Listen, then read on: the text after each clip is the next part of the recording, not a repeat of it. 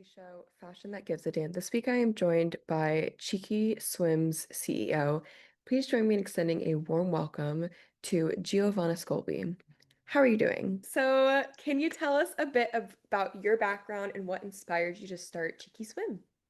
Yes, so my name's Giovanna Scholbi, but everyone calls me Gigi. So I was actually born in Connecticut, but I lived in Virginia. Both of my parents are from Brazil, so they like moved here. My mom was like 19, my dad was like 21. And so when they moved to the States, they always were very driven.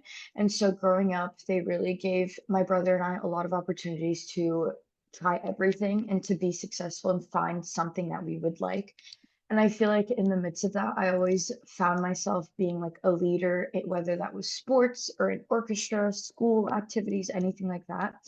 And seeing my dad start his business really inspired me to really, okay, I want to be my own boss. Like, I don't want to be putting money into someone else's pocket. Like, I want to be doing it into myself. And so for a while, I really wanted to do something within fashion, but I didn't really know a direction to go. And so I ended up actually going to school for criminal justice. And then my first semester, I realized I was like, I don't want to do this. Like, I want to really test my limits and try something new. And I just want to do something related to fashion. And I didn't really know which direction I was going to go. At this point, like, I wasn't really aware of sustainability as well. And so I had this like project I had to do, and I learned a lot about sustainability for it. But it was something, it was just like a random, like core curriculum class that I had to take. But I was like drawn to it. And at the time, I was working at the speakeasy. So I was working like in the food industry. And I remember when I was working, I was like, I need to get out of this and I need to do something different. I need to just get out of this. So I started brainstorming, what am I going to do? And I started trying to figure out, okay, like what area of fashion do I want to work in? What do I want to start? And I have eczema, so like certain swimwear or clothing materials or products Mm. in general just cause me to get rashes and it's just like really painful. And I moved out here to Hawaii for school. And being in swimsuits literally 24/7, like my eczema started progressing a lot faster. So I was like, okay, I think I know which area I want to kind of niche down in, and that was Hmm. swimwear. And so I started doing a bunch of research of like materials and products and all these different kind of areas. And I started sketching, and then I was like, okay, like this is essentially what I want to do. And so I bought my first sewing machine off of Amazon. It broke within the first bikini I made. No. And I just like, I just dove and I made my first swimsuit. I actually have it. Let me grab it quick Oh because my God, yes. it's so Share with the funny. class. I want to see. So you can't really see too much on the camera, but this is like my very first suit, Oh, and so you cute. can see how thick these seams are, and like everything's just like loose, and this is sticking out. Like none of my Yeah. stitches are good. I just have this on my wall as a reminder of how far I came. Oh, But yeah, that's essentially like how I started my brand and my love for like sustainability and swimwear and also expanding. I love that. That bikini is how it would look if I tried to sew something right now. Like it's good for me to wear. Like I'm fine with it, but I don't think anyone else is gonna want to purchase it. But I I know that's how I felt with it, and I was like, okay, I need to get my game up. it's still a really cute bikini. So I think you Thanks. did great. And I'm very impressed by your sewing skills because that's what mine would look like as well. Even though It's you've just improved now. But I think that's great. And I think that sustainability in swimsuits is something that we need to talk about more. I think that a lot of, I don't know, I was having a conversation with someone about this where I bought a bikini made out of recycled plastic water bottles and I was like, oh, that's cool. And then they were like, but essentially you're still like wearing a bunch of microplastics in the ocean. And I was like, oh. I didn't think about that. So you yeah. use recycled materials like old lace and deadstock, nylon and spandex. So can you tell us like about how you source these materials and how you transform it into swimwear? Yeah. So this is actually so funny, but normally like I've been sewing for now 2 years. It's gonna be 3 years in April. And that's me sewing every day. So I have a lot of scraps. And I literally I have this like drawer in my office with literally like skinny strings and all these materials, and I just repurpose it for other things. Like I'll make random stuff around my house, or I'll use it for my swimsuits to make the strings or whatever. But I really a good amount of my fabrics I get from this like this like family company, and they people normally send their material like their swimwear or old fabrics or whatever to them, and they repurpose it. And so then I also get a good amount of fabrics from Spoonflower. I don't know if you've heard of Spoonflower before, but they're such a good brand because all their fabrics. So I design a majority of my prints, but then there's also prints that I just like purchase with the fabric. And literally like they print everything on demand. So a lot of these like companies will print like mass fabrics, and then some of it isn't used, and then they like just get rid of it. But these are all printed on demand, which is super nice, and they're water-based prints, so it doesn't use a lot of chemicals or anything like that. And then, yeah, I just sometimes, if it's like clothing wear, I'll thrift for fabric. And Mhm. then, like, around here, there's a bunch of local businesses and they sell a bunch of upcycled fabric. So I'll just go and shop around for that too. But I love to just dig around and see what I can find and what's unique, especially with the material too. Because a lot of times when it's really cheap fabric, I don't even know how to describe it, but like the stretchiness is just like very inconsistent Mhm. throughout. But when it's like good, it's a little bit thicker and it feels like butter, which is like what I aim for. Because sometimes like some materials like you put on and it's just like not that comfortable hitting salt water. And I think that's the big difference between like fresh water, say chlorine filled water, and then Mhm. salt water. Because salt water gets crunchy, but that's why like whenever I put these swimsuits like within salt water, it doesn't get crunchy or anything like that. It still feels like butter. Especially since I work on boats, I use all my swimsuits every day and it doesn't get gross or anything like that, which is super nice.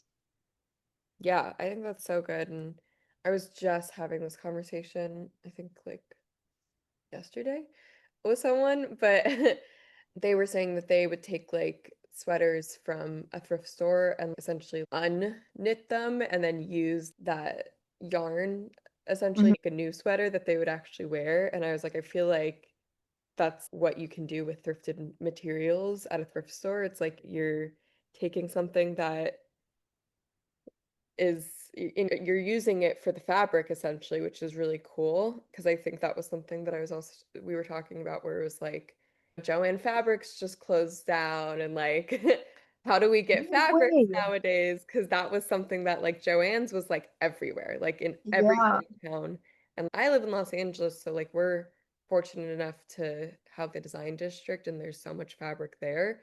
But like yeah, without that, I don't know, like a family that lives in Ohio, and I don't know how many just like fabric stores there are that aren't honestly Joanne Fabrics. yeah. No, it's actually crazy. Like a lot of times I'll go to the thrift store and I think my favorite area to go in is like the sleepwear because there's so many cute lace slip-ons and stuff. And I'll sometimes, if it's like a really cute pattern or like lace, I'll just buy it for that and I'll cut Mhm. it, redo it or refix it. Like I've gotten so many lace slips and just turn that into like sets or other clothing pieces. I love thrifting so much, I love especially it. out here. We have Savers, and Oh, honestly, oh, every time it hits, it's so good. I freaking love. I actually was supposed to go to a Savers yesterday. I get so annoyed though because Savers, they're in at least where I am, like they have one like every 40 minutes to an hour away from each other.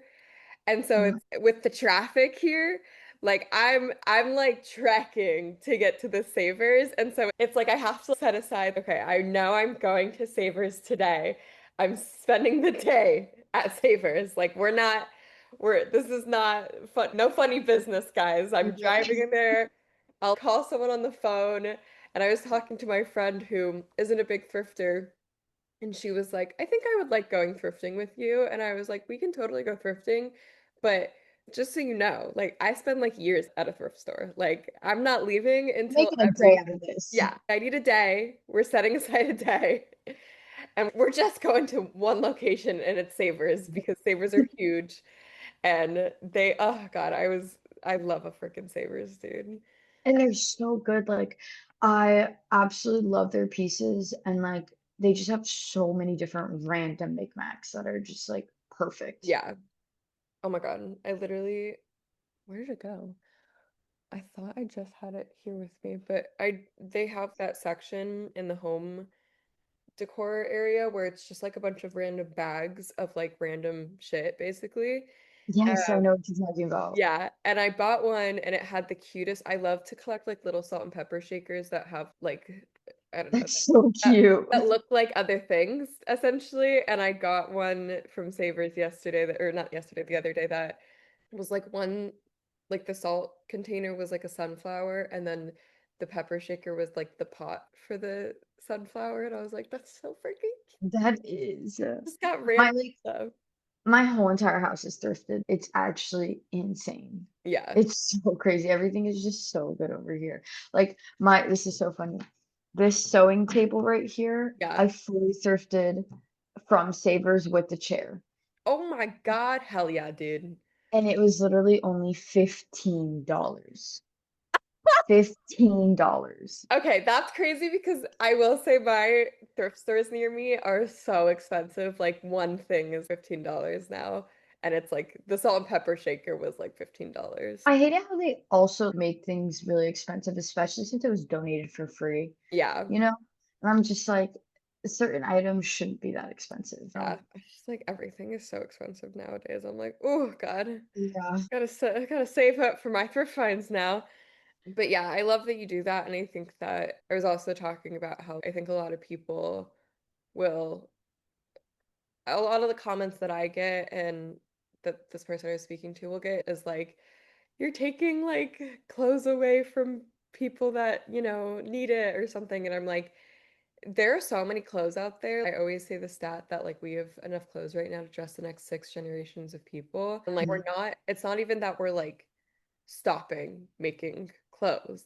Yeah. Like that we're still making them. Like soon Yeah. enough, we're gonna have enough clothes to dress the next seven generations of people. And so Mhm. there's so much stuff that's out there. And even when you go to like a Savers, like the sheer amount of clothes that are just put on like the racks to sell is ridiculous to think about. I'm gonna have to genuinely spend hours to go through every single rack.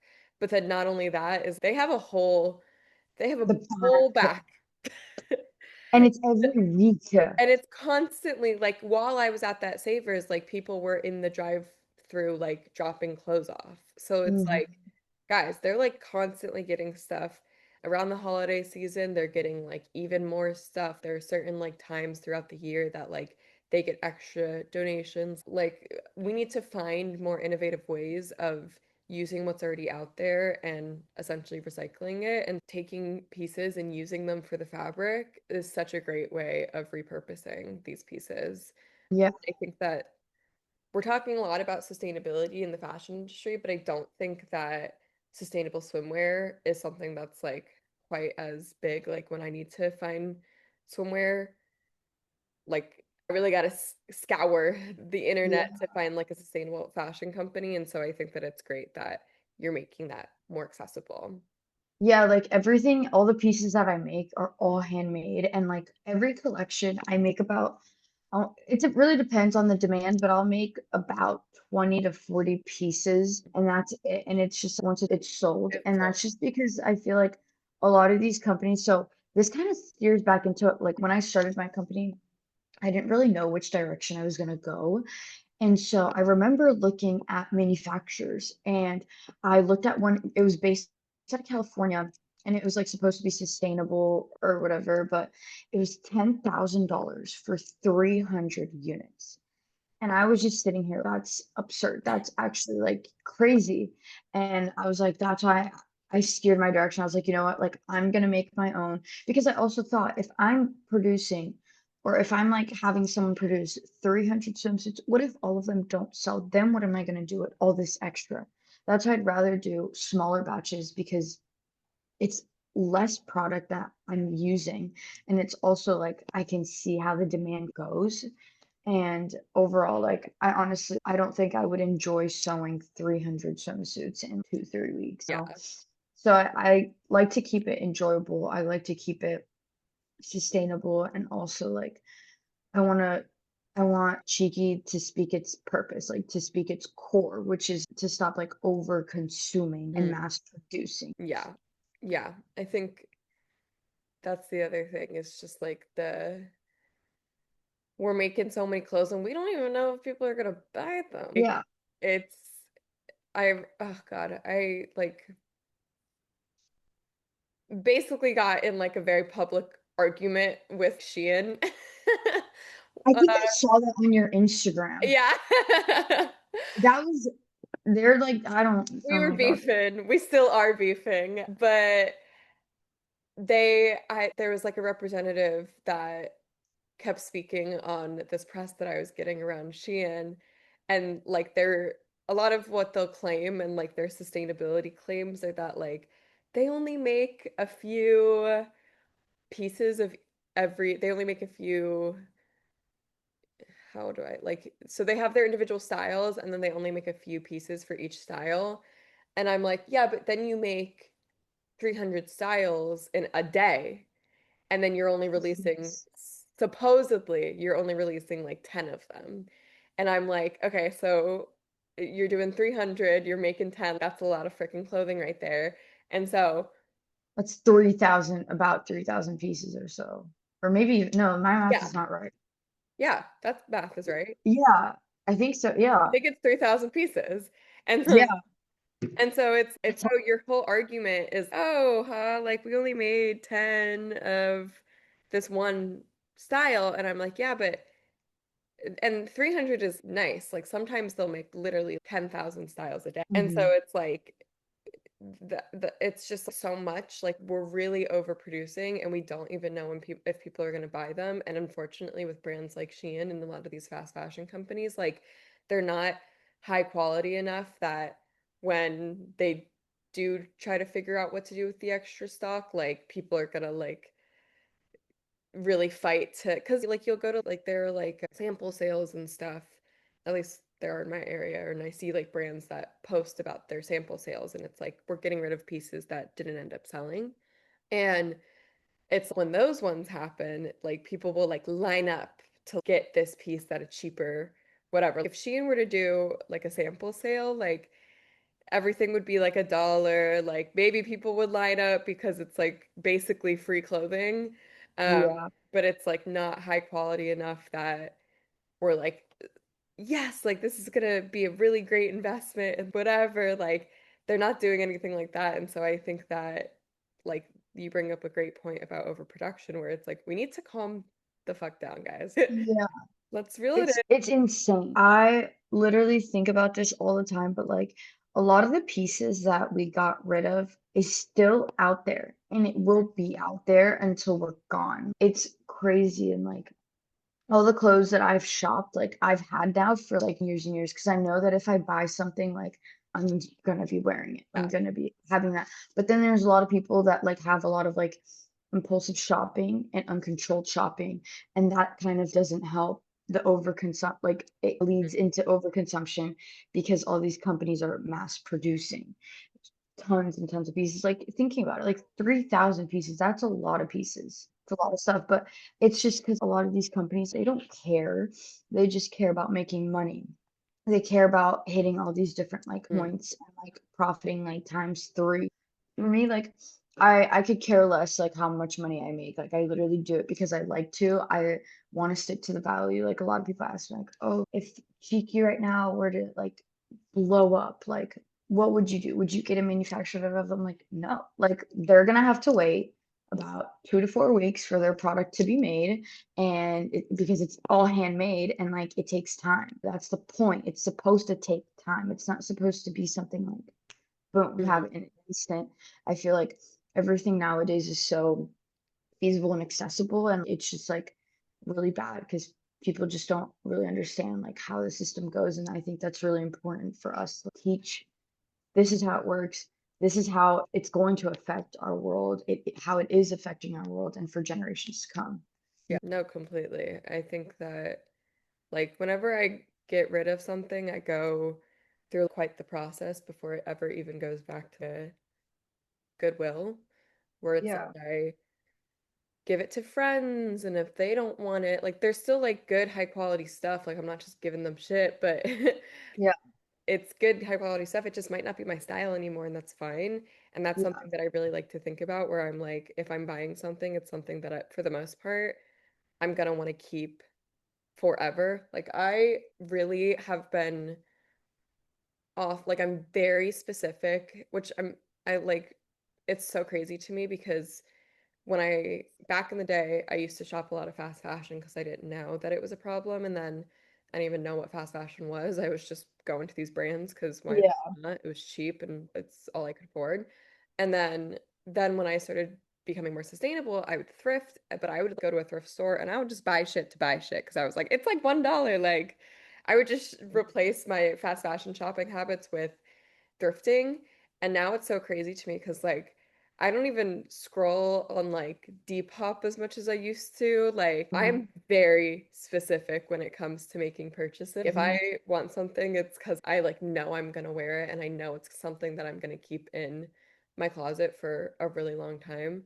And I think that we just need to like slow down. And I think that you bring up the point that like it's going to take 2 to 4 weeks to be delivered to you. And I think that for some reason we have gotten so used to things coming overnight, and we really just need to slow down. Like we need to slow down. Yes. We need to take a breather. Like it is okay to get something because I think that if I know something's coming to me and I know it's going to be this like really high quality thing. It was handmade by you.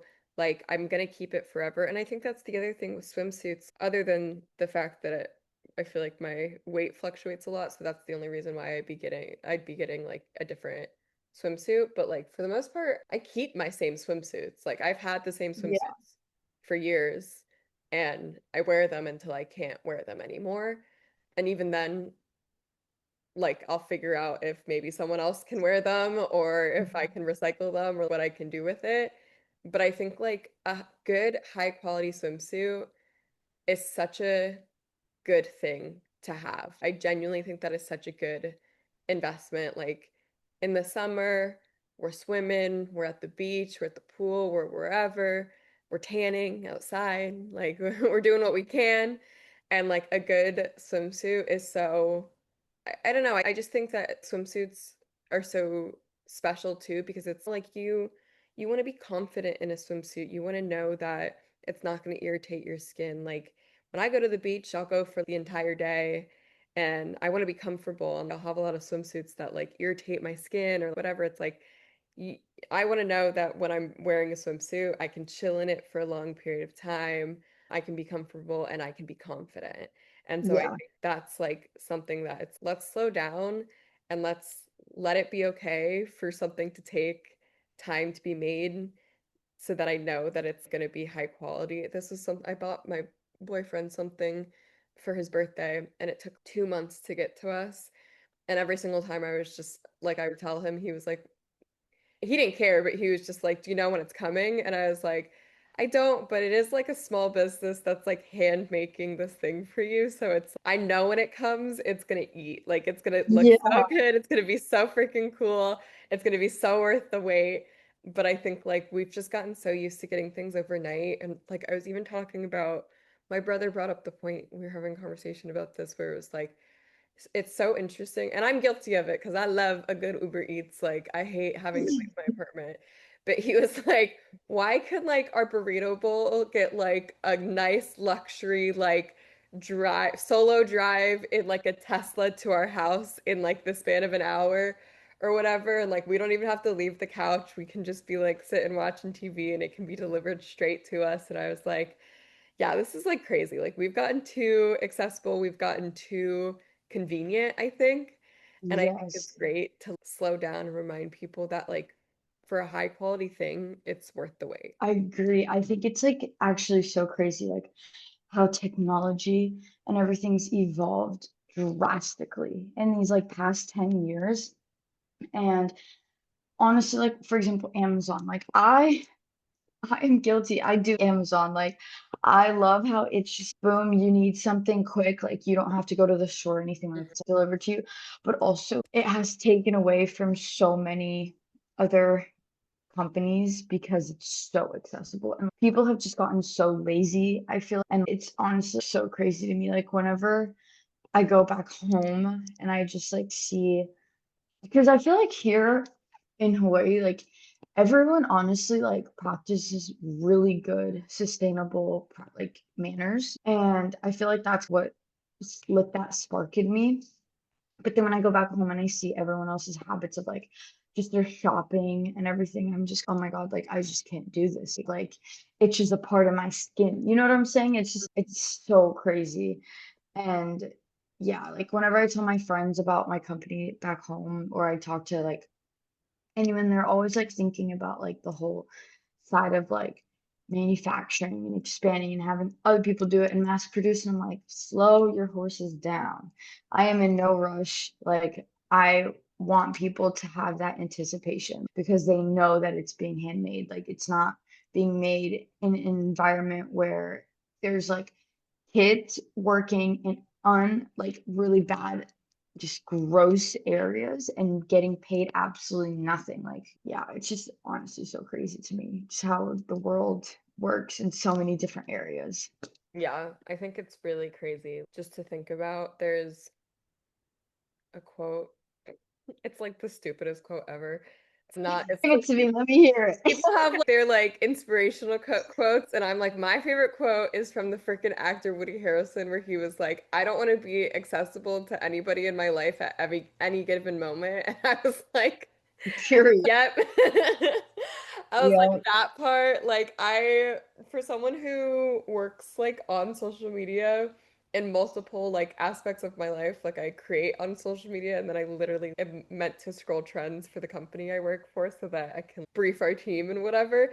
I like hate being on my phone and being on social media. If you see me on my phone, it's because I'm listening to an audiobook and I'm playing this game that I'm like absolutely addicted to that I can't stop playing.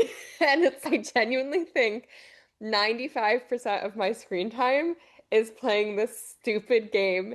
And I'm like my phone's always on do not disturb. Like I barely check social media. I like clock in, like I like literally go on Instagram, post my little post, and then get the fuck out. And I was yeah, like, that's how I think that with our phones and with the rise of social media, like everything just needs to be so convenient nowadays. And like also don't get me wrong, like I I avoid Amazon as much as I can, but there's always something that's like super random that I'm like genuinely I do not know where else I can get this. yeah, I yeah, don't, I have no idea where this is. There's not a store for this random ass thing that I need. Um, yeah, or like the circumstance in which I do need something by tomorrow, and so I have to order something. But I think that, I don't know, I really think that the act of slowing down is just something that we need to practice more. And it's something that's just been on my mind lately, where I've been having all these different conversations about people where I'm like, oh, like people, I don't know. I'll always think of my mom as an example. Love that diva, but when she gets a text message, she like throws her phone at me and she'll be like driving or something. She's respond to this. And I'm like, they just texted you. Like, I get if it's like something that genuinely needs a response in that moment. But I'm like, you know that if I was on my phone all the time responding to text messages, like I would only be on my phone. I would only be texting people. And like if I was expected to respond immediately and then they were expected to respond immediately, I would never look up from my phone. And then I would meet people in person and we'd have nothing to talk about because like yeah, we talked about all of it on text. And so I think we need to it's these damn phones. I'm like on my high horse about phones right now, but I'm just like, I think just slowing down in all aspects of our life is so important. And I really think just because I know that we call to combat fast fashion, we call it slow fashion, but I genuinely am like, I cannot think of a better term because we just need to slow the fuck down. Like I Yeah, literally just slow the fuck think down. like Slow they the fuck down hit fashion. the freaking nail on the head with that one. Yeah, Hit the yeah, whatever. Hit the yeah. nail on the head. Yeah, I said it. I said it right. Why am I doubting myself? Anyways, as a like a brand owner and especially working in sustainability, what are some challenges that you've run into and how did you overcome them? I think I literally remembered when I read this question, but I think honestly, like it's just, I guess, my time. Because so I actually graduate college on Thursday, so in 2 days. Oh my And I'm God. so excited. But Oh my God. so literally like going to school full time, like with 7 classes, I was working 3 jobs, but I'm only working two. And then also having my business, like, and trying to navigate like branding Cheeky and doing the marketing and just making all the suits was really time consuming. And I think that was honestly the biggest challenge for me was like having time to make these pieces. And then also like just trying to figure out like sizing and designs and everything because I think like everything that's put out there is repetitive, right? Like I think trends always repeat. They always come back. And I want to get like I if I am going to be making something that is like a themed within style, I want to add that touch of cheeky to it. So when you Mhm. see it, that's Cheeky Swim. And I think that's honestly like I feel like it was hard trying to figure that out. But then I honestly realized I was like, I am taking my time to make every single piece and like putting on like these logos and the tags and designing the suits. And I think that honestly, that's like the touch to it is that everything's being made. And that was honestly something that I was like having a hard time trying to navigate and figure out like my time and stuff to make everything. Because there would be days where like I would just I would have work, then I would have class, then I have work again, and then I would just stow into the night. And it was honestly like stressful, but I made it through and now I have more time to like really like focus into Cheeky. But I honestly think that was my biggest challenge was just like trying to find the time to create because I had so many different areas in my life that I was like trying to navigate. And I just recently hired this girl on island who has like sewed for me. So like whenever like I've been busy, like she'll just come into my office and or if I'm traveling or anything like that, which is super nice, or if I need an extra hand. Because one thing I also notice is like the craft of sewing, there's not many people that can do it. And I feel like just recently people have started getting into more crafting, or at least the people in my life have started getting into crafting more but Mhm. not specifically like sewing or sewing swimwear because when you're sewing swimwear, it's very different on your machine. So you have to like really adjust the tensions and everything like that and be careful with the elasticity so it's not overstretched or anything. And so it was really challenging, especially to find someone on island to do it. But yeah, other than that, it's really just like time. I feel like that's like really the stressful matter because like I wear a bunch of different hats and Mm. I'm still taking on new hats to wear. Like I feel like for me, like whenever I've been given a challenge, like I always make something out of it regardless. But yeah, I feel like that's honestly been like the biggest thing. And then also just like costs. Like I feel like to be, which is crazy, but to be sustainable is expensive. Like I'm paying anywhere between 30 to $50 a yard on fabric. Mhm. And this is just for one piece of fabric. And also it's doubled layered. So I feel like, especially as a smaller business, like cost is always like the thing. But like I said, like I don't do it for the money. Like I break even, I make some profit, and I just put that profit into a new collection and just do something new and try to make something cute and unique and that everyone's gonna wear and that makes everyone feel good when they wear it. Yeah, no, completely. I love that. I think like you said, like trends are not, I think like I've had a conversation with people before where it's I think that people think that if we're in the sustainable business, like we hate trends. And I'm like, trends are literally in every industry. Like Yeah. I know it has sustainable on it or whatever, and you think that because of that it's gonna be boring and ugly, but actually sustainable fashion is really hot and sexy. And I think like trends are, like you said, like trends are gonna cycle back in constantly. And there are some things that like they're trending, but honestly, like I think that they're like staples. Like I think that polka dot's been a big one this past year, Mm, or like cheetah print, I feel like always has a revival. And I'm yeah. like these are things that like those are staples. Like I see cheetah print as like a neutral. Like I'm like I mix everything with cheetah print. I have cheetah print everything. I Um, love to different. cheetah print's the best. Polka dots, Yes. the best. I'm like freaking polka dot shoes right here. Those are so cute. Thank you, eBay. But I'm like those are things that like yes, they might have their moments where they're like moments in their sun in the sun or whatever where they're more popular, but those are things that I honestly think are just constantly gonna come back around and always Mhm. be in style, even if they're not necessarily on trend. And I think that there are some things that I remember a big one during COVID, like cow print became huge. Oh my And God, I I remember the think it, cow print walls and yeah, bags. yeah, and I think it became really, I don't know how to describe it other than you'll probably know because you work in fashion, but there's high quality cow print and then there's like fast fashion cow print.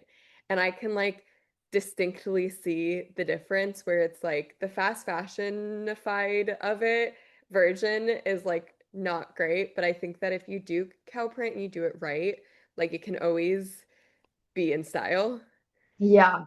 And that's No, I agree. I'm seeing now. I just saw a post about this because like deer print apparently is like going to be the big thing for 2026. Oh God, I cannot believe we're about to be in 2026. I know this year has just Yeah, oof. that's like sending me into a spiral. I'm like, oh, 2026. It sounds weird, like just saying, yeah, we're in the year I 2026. know. I forgot for a second and I was like, wait, are we about to be in 2027? And I was like, okay, we're not. But even then, like 2027 sounds crazy and that's not far away. That's Yeah. something I remember, I feel like we're still in 2017. Like, what happened? Yeah. What happened? Where did we get to the 2020s? I'm scared. But deer print is something that I saw about, and I was like, again, that's one that I feel like is going to get really fast fashion-y. But if Yes. it can be done really well, but again, like trends are just recycled. Like deer print, this is not the first time that deer print's ever been in style. And let me Hmm. tell you, it's not going to be the last time. And I think it's just how we like incorporate them or just think about them. I think also when it comes to this slow fashion or sustainable fashion, it's about how, like our mindset with it. And so Hmm. it's, are we buying this because we really like it? Or are we just buying it because it's on trend? And that's something that I Hmm. think I was doing a lot when I first started thrifting, where I was like, Hmm. I'm just buying it because I touched anything cheetah print and I was like, this is mine. Yeah. And Yeah. I was like, this is revolutionary. And then now I'm like, okay, I'm a little bit more specific when it comes to my cheetah print because I think that cheetah print's something I can always have in my closet, but just because it's cheetah print doesn't necessarily mean I need it. And so it's just about how we look at the trends. But No, I agree. I like that's one thing is, for example, like my one pieces, I make sure that it's like versatile enough that you can wear it for so many different occasions. Like whether that's like going on an adventure, diving, tanning, swimming, going out. That's one thing is I feel like all my bodysuits just eat. Like everyone loves them because of the cut and the style of them. And I'm just like, that's it. That's like the focus of it is if you're going to be making something, make sure that it's versatile. And like you're saying, trends recycle. Like they just keep coming back. And if we can incorporate like new ways into styling these pieces that's like versatile and can be repurposed for different occasions, that's like even better. But a lot of times, like these people that have these companies and stuff, they don't have an eye for fashion. They only mhm. have an eye for trends and money. And you need the eye for fashion so you can know how to style everything else. Yeah, no, completely. I'm like about to say this and I was like, I don't even think it's literally like a Chanel quote or something, but like I've always there's a very big difference between having fashion and having like style. And I think that's something that I'll see a lot with like the push for all these new trends and the rise of social media and stuff is a lot of people I think have honestly they have like fashion because they have so many trends. There's so many trends nowadays. Like I remember back in the day, oh, back in the day. Every time I say that, I have to do that. It was so dramatic. But I remember when I like first took a class about like fashion trends. I was so young. I was like 12 maybe. And I was like Mhm. learning about fashion and they were talking about trends and how trends are predicted 5 years in advance and how like even though you think this celebrity wore this and because of that she started this trend, like in reality, like there is a whole like market behind why that trend started trending and it was literally predicted in advance and like trend forecasters were like hired because then they could promote those trends and they could literally you could literally forecast and see what was going to come next. And while you still can do that, I just think we're not 5 years in advance anymore. We're like 5 seconds in advance. There's so many trends that I'm like, I don't even know what's trending anymore because everything's trending. And there's Yeah. micro trends and we're putting bows on everything. And then all of a sudden bows are so out. No bows, no bows on anything. Yeah. I actually really like bows. My whole Christmas tree Me right too. now has bows on them. Love a good ribbon. But that was something that we were seeing bows on everything. And then we weren't. And now we're seeing polka dots on everything. And then I'm sure we won't. And then we're seeing this on everything. And it's like, again, it's just like how we incorporate these trends is what's so important. And so I think there's a difference between having fashion. And I think that a lot of people I see on social media, which is great, you're still eating. I am Mhm. not hating on anyone. Love it. Do you? I'm so here for it. But a lot of people I'll see are like their styles are trend based that I don't even know what their style is because their style I feel like is just like the what's trending. And I'm like, I just think of that because again, I love trends. I incorporate trends into my own style all the time. But I think just to think about keeping up with the trends and like for your style to be what's always trending. Like I just am like thinking about it and I'm like, so you're like constantly bringing new things into your Yeah. wardrobe and like Yeah. how do you then fit all of those things in your wardrobe? Like then you're getting rid of all of these things and nowadays with influencers and brands like we're sending PR packages and there's so much Yeah. again, there's just so much stuff out there and we're doing it so quickly that I'm like, I don't know, I just loved your point about there needs to be someone on these teams, on these brands. Yeah. Like, where's this person at? Where's this person at? And I think it's great because I think that with consumers pushing for more companies to be sustainable, we're seeing a lot of greenwashing and we're seeing a lot of companies that like are just throwing that sustainable label on there to do it. But I love speaking with brand owners that are like really, no, like I want this. I care about this. This is something that's important to me. And so I'm doing this because of the whole. Yeah. It's just like you really dive deep into our world, and like right now, I mean, you're probably aware that there's like the microplastic floating island, Yeah. literally almost the size of Texas, in between Hawaii and California right now. And it's just like crazy to me to think that that's just like a little island, an island of plastic, of trash floating in the ocean, let alone all across the US. There's so much trash everywhere and in other parts of the world. I just saw this research that recently they just discovered that there's this mushroom that grows on the ground and it like eats up and it breaks down trash and stuff. So they're looking into incorporating this more into like areas that are like landfills and stuff. But then there's the problem of, okay, like this is like a fungus and it's like it's spreading, so they also need to control it, so they're trying Mhm. to figure out like how they would navigate that. But normally like clothes take like years and years to break down, and it's just everything's just so bizarre to me like when you really dive deep into the science behind microplastics and trash, like just trash in general, which is something that isn't taught. Like I feel like in schools they teach you how to be like an employee, right? They don't teach you how to be a boss in the Yeah. education system. And I feel like there's so many things that they're leaving out, and that's like environmental factors on sustainable practices and just like how to be like a good consumer. And then running a business, I could talk about this for hours, but just like a lot of basic things that I feel like we should know about our planet, we don't. And Mm, we have to like go out of our way to learn about it. And it's just like insane the more you dive deeper into it. But I really liked how you said sustainability is hot and sexy. that part. Yep. That part.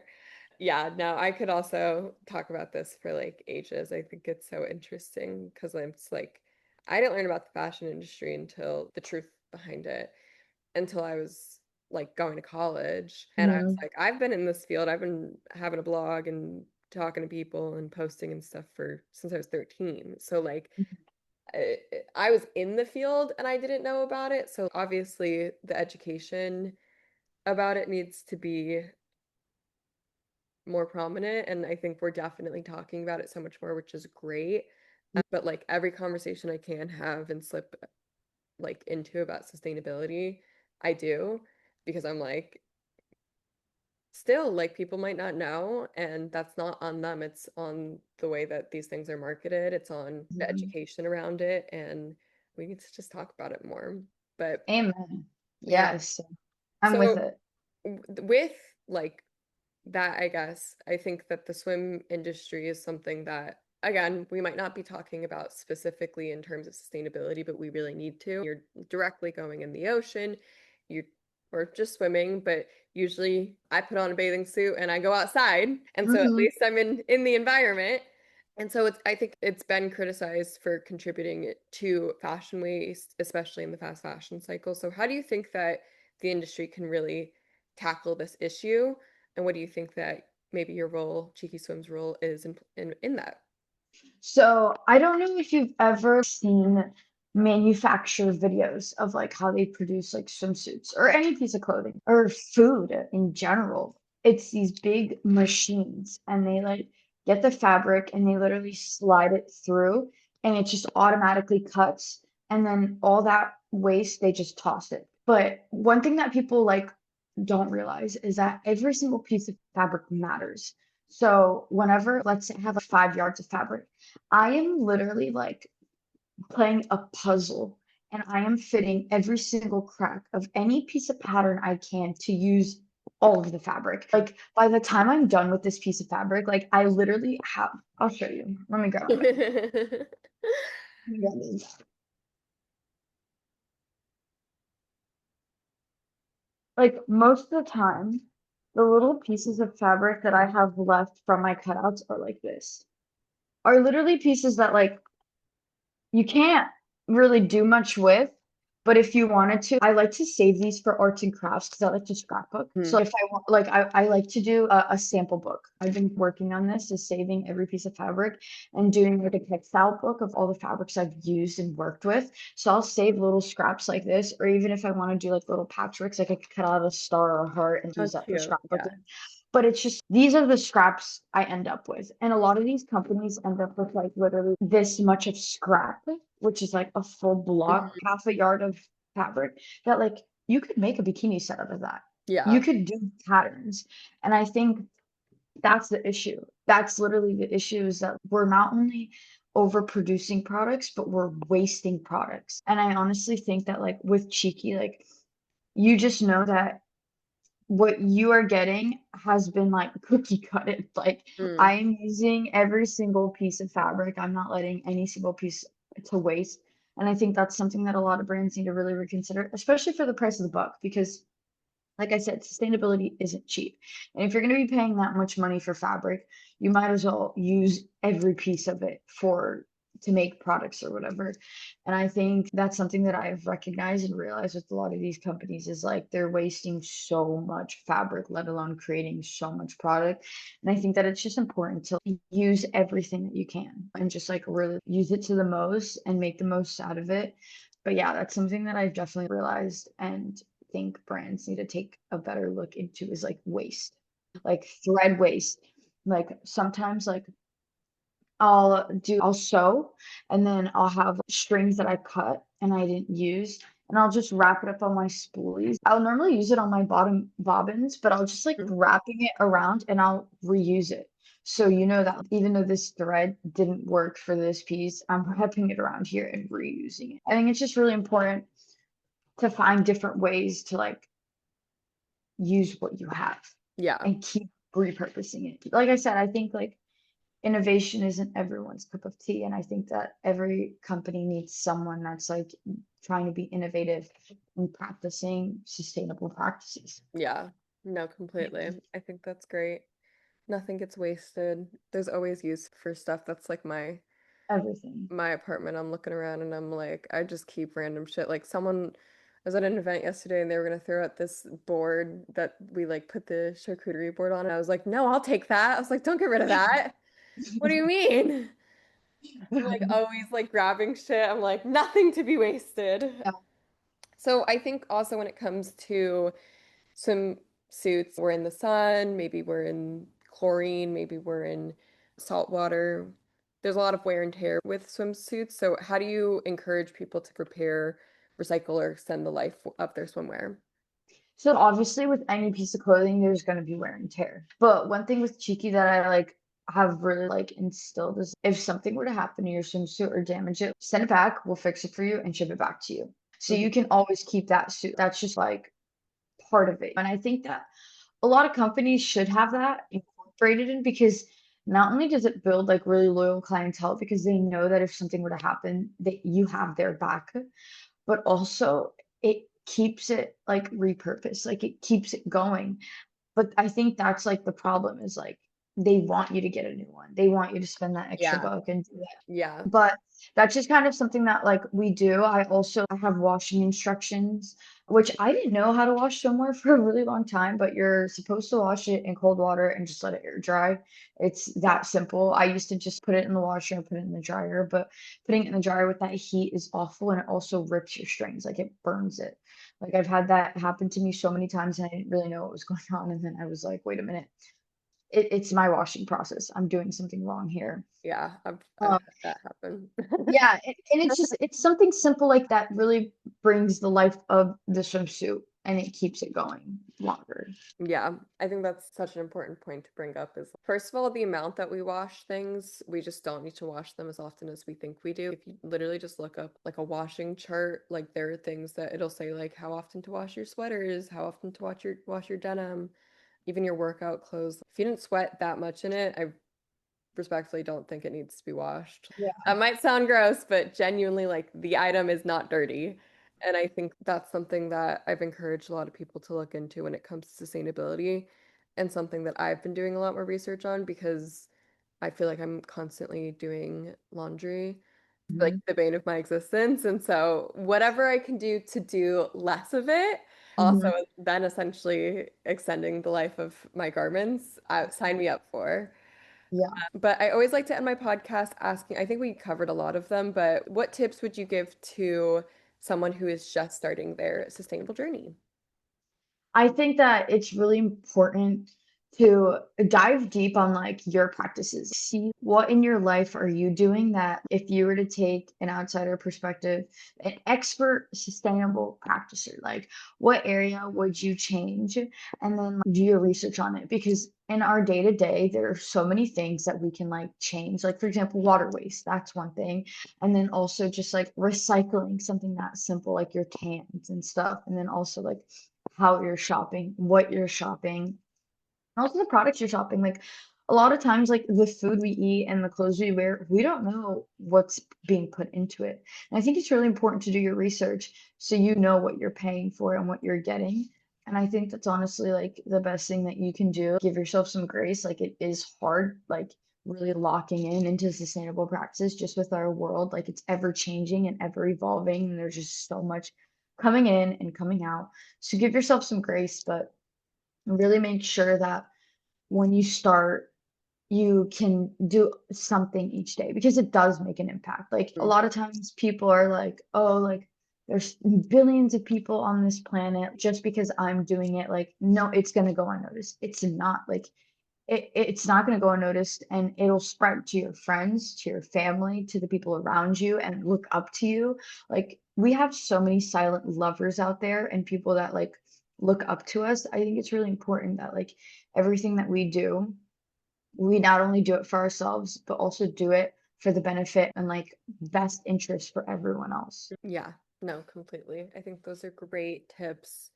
I think that every little small thing, no matter how small you think it is, like it has a ripple effect. Like even I had my family over for Thanksgiving and I was talking to my brother about some of the like sustainable things I do. I think what Mhm, really gets people's attention is that I don't have paper towels. I only have mhm, like rags. And that mm. always seems to be like a topic of discussion when people come over to my house because they're like, where are the paper towels? And I'm like, oh no, use the rag. Yeah, And then it like starts a conversation where then he was like, wait, that's really interesting. And then he like asked me questions and I was like, yeah, I literally just wash them and then I roll them back up. and And there like, you go. It's ever yeah. evolving. And It not keeps going. only am I like getting more use out of it or using the same thing over and over again, but I'm saving money. Like paper towels, the added They're cost of paper expensive. towels are so expensive. The more and more I do it, it's like that thing where it's like if you spend $7 on a coffee every single day, that doesn't seem like that much money. $7 might be a lot. I don't know if that was ridiculous. $7 is like a coffee in Los Angeles. I'm like, that's Is cheap here. coffee. Yeah, yeah. It's like Like a matcha with no added with things, no oat no milk, oat nothing. milk, no Yeah. flavoring. So I'm like, it might seem like it's just $7, but if you got that every single day, like those $7 adds up, and that's how I see like the paper towel costs, where I'm just like, yeah, it might be $15 or something, which that seems cheap on my end as well, but and that might not seem like a lot, but $15 like every 2 weeks is a lot of money. And then I started talking about like my composters and like how I keep every jar and there's a million wine bottles around Mhm. okay, a million's excessive. I don't drink that much. There's 10 wine bottles around my apartment that I repurpose into other things. And so it's just it like started this conversation of sustainability and not throwing things out. And I was like if I could have the conversation that I was having with my brother with every single human being on the planet, like I genuinely think it would make such an impact, but I'm just gonna I start with agree. my brother and then I'm gonna have and then he thought it was really interesting and so then he was like, wait, send this to my girlfriend. She's gonna love that. And so then I sent it to her and then maybe people It's will just go to their chain house and it's reaction. that ripple effect. Yeah. And it might seem stupid and it might seem silly, but it really does have an impact. It does, like, for this is so funny with the wine bottles, but I save my wine bottles and I use it as bracelet holders. I do Like, too. it's so It's cute. so cute. It's so cute. Or I'll use it and I'll fill it up with some water and put like some flowers in it or Yeah. whatever. And I love wine. Like I drink a lot of wine. I So I drink have like a good a amount of wine wine. display on my kitchen. I don't know, like I just keep it because it's also like the bottles are cute. They're not ugly and Exactly. like, you can repurpose it. And there's just so many different ways. Like I love just being creative. And I think that's the thing is like everything's becoming so modern and like people are really losing a sense of like creativity and color and life. And I think that's why there needs to be people like you and I who are like instilling these like lights in people so that they like can like, oh, let me try this, let me do this. Exactly. Yeah. If you like the wine bottles, I follow this creator. I can send her Instagram to you. But I got really into keeping all my wine bottles. And so then she posts like all these different ways that you can repurpose wine bottles. And so I got this glass cutter off of eBay and Mm. you can like very easily apparently cut glass because you just barely cut it or whatever. And then you pour hot water on it and it like Yeah, and it break just apart. Yeah. yeah. And I haven't tried it yet, but I got a glass cutter and I'm gonna make some planters out of my wine bottles, some Mhm, cups out of them. So I'm mhm. really excited, but that's another way that I plan on like repurposing. And like you said, it's just about getting creative. And I do love because I feel like I'm seeing this a lot on social media, but like people are getting a lot more crafty than we once were. And I think we're all finding our whimsy. And I think that's great. But then instead of buying necessarily new craft materials, like just look around at what you have and see what you can repurpose into other things like you do with keeping every thread and keeping every little thing of I've been playing with this little scrap ribbon this entire time. It's Um, so cute. and I'm like, I keep like all everything is kept for the most part as much as I can. And so I think that the more people we can get to just keep shit, the better. Yeah, But where can no, people I find agree. you on social media if they want to learn more, maybe buy some Cheeky Swim? So I have a website. It's www.cheekyswim.com and it's cheeky with an I. And then I also have an Instagram and it's at the cheeky swimwear. And then I have my personal Instagram and that's just Gigi Scholbi. That's Gigischolbi. But yeah, and then we also have a TikTok, which is the same as the Instagram. And then I have my personal TikTok too, which is the same as my name. But yeah, Instagram and TikTok and then the Cheeky website. Amazing. Everyone, go check out Cheeky Swim, go check out Gigi, and thank you so much for coming on and chatting with me. This was so much. While you're at it, you can follow me on my socials, my Instagram, TikTok, and YouTube are all my name at Lexy Silverstein. That's Lexy, silver like the color, Stein. And remember to live a good life and look fucking good doing it.